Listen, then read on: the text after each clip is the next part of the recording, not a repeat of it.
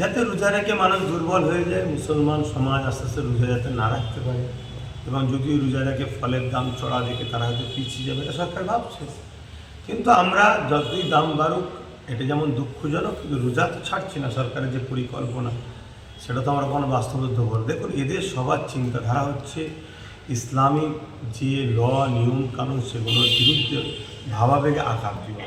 ভাই বলুন, রেশনের মাধ্যমে মুসলিম সমাজকে যারা এক আল্লাহ ছাড়া অন্য কোনো হযরত প্রফেট মুহাম্মদ সাল্লাল্লাহু আলাইহি ওয়াসাল্লামের নামেও যদি কোনো জিনিসকে উৎসর্গ করা হয়, সেটাও যেমন আমরা খাই না।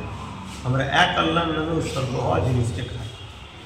সেই গায়রুল্লাহর নামে কোনো জিনিসকে উৎসর্গ করা হলো, সেই পোশাকটা আমাদেরকে রেশনের মাধ্যমে খাওয়া আছে। এদের লক্ষ্য আমাদেরকে ধর্ম থেকে সরিয়ে দেওয়া।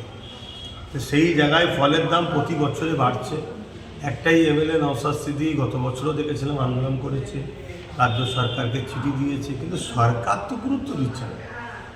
সরকার তো কোনো গুরুত্ব দিচ্ছে না। সরকার জানছে তুমি চিঠি দাও আর যাই দাও, আমার লক্ষ্য তো এজেন্ডা তো একটাই, মিষ্টি হাসি দেখিয়ে মুসলিম সম্প্রদায়ের ক্ষতি করা।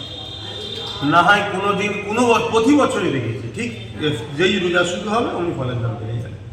উদ্দেশ্যটা কী হতে পারে?